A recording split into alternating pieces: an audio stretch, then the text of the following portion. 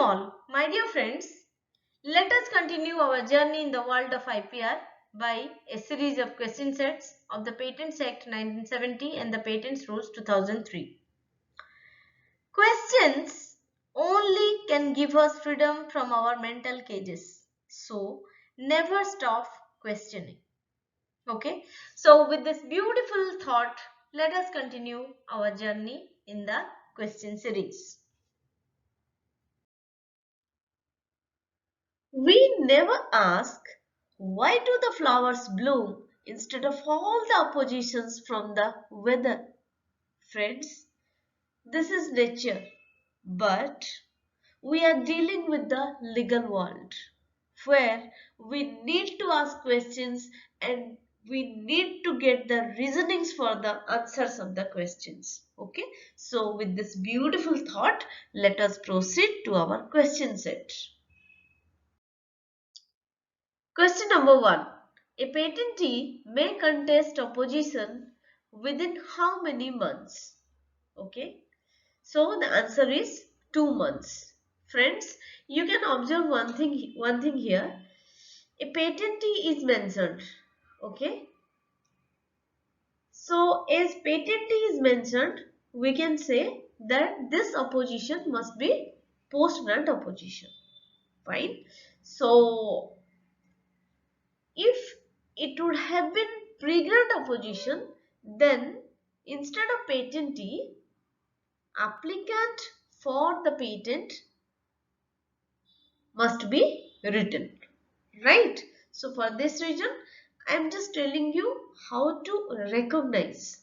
That means it is not given whether it is pre-grant opposition or post-grant opposition in literary, or we can say literally it is not given, but by particularly by observing some words we can be sure that this is a post-grant opposition. Fine. So the answer is 2 months. Please refer section 25 of the Patents Act 1970, and form 7 is notice of opposition. As we are continuing with relevant section for form 7, okay, so that's why form 7 is given here. Also, I have mentioned the slide from my first video lecture so that we can refresh our memory for the relevant section and rules for form number 7. Right? So let us take a look here. Form 7 is notice of opposition. Section 25 is opposition to the patent, and specifically the subsection is 2, and relevant rule is rule 55A, and title of rule 55A is filing of notice of opposition.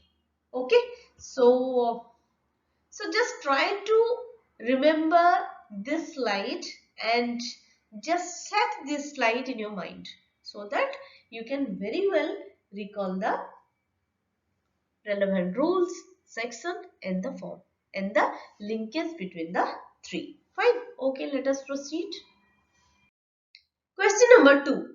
Cost may be awarded to the opponent if the patent applicant withdraws his application after opposition. Okay. This is applicable to pre-grant opposition or post-grant opposition. The question is whether this awarding of the cost is whether it is applicable to pre-grant opposition or post-grant opposition. Okay, the answer is post-grant opposition, and for this please refer first schedule. Fine. Question number 3. Anticipation by prior date, prior claiming in India. Now observe this statement. Okay, is it a ground for post-grant opposition? Yes, it is. That means this statement, or we can say this key phrase, is a ground for post-grant opposition. And to be more sure, to be 100% sure for your answer, please refer section 25 subsection 2 clause C of the Patents Act 1970. Question number 4. Obviousness and lack of inventive step. Is it a ground for post-grant opposition? That means the key phrase here is obviousness and lack of inventive step. Is it a ground for post-grad opposition? Yes, it is a ground. And to be 100% sure for your answer, please refer section 25 subsection 2 clause E of the Patents Act 1970. Fine. Question number 5. Non-patentable subject matter. Is it a ground for post-grad opposition? Yes, it is. And to be more sure for your answer, please refer section 25 subsection 2 clause F of the Patents Act 1970. Now, question number 6. Wrongfully obtaining the invention. Okay. Now, observe this key phrase or the statement. Is it a ground for post-grad opposition? Yes, it is a ground for post-grad opposition. Please refer section 25, subsection 2, clause A of the Patents Act 1970. Question number 7. Insufficiency of description of the invention. Okay, that means there is some insufficiency of description of the invention. If this is the key phrase, then is it a ground for post-grad opposition? Yes, it is, of course, it is.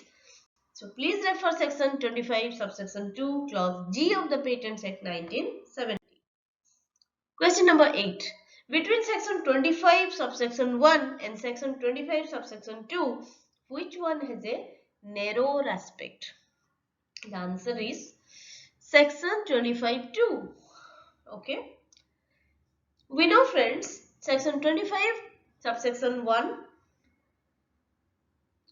is for pre-grant opposition and section 25 subsection 2 is for post-grant opposition. And section 25 subsection 2 is available only to a person aggrieved. That's why it has a narrow aspect. Okay. So please refer section 25 of the Patents Act 1970. Question number 9. Filing of notice of opposition. Which rule of the Patents Rules 2003 defines this?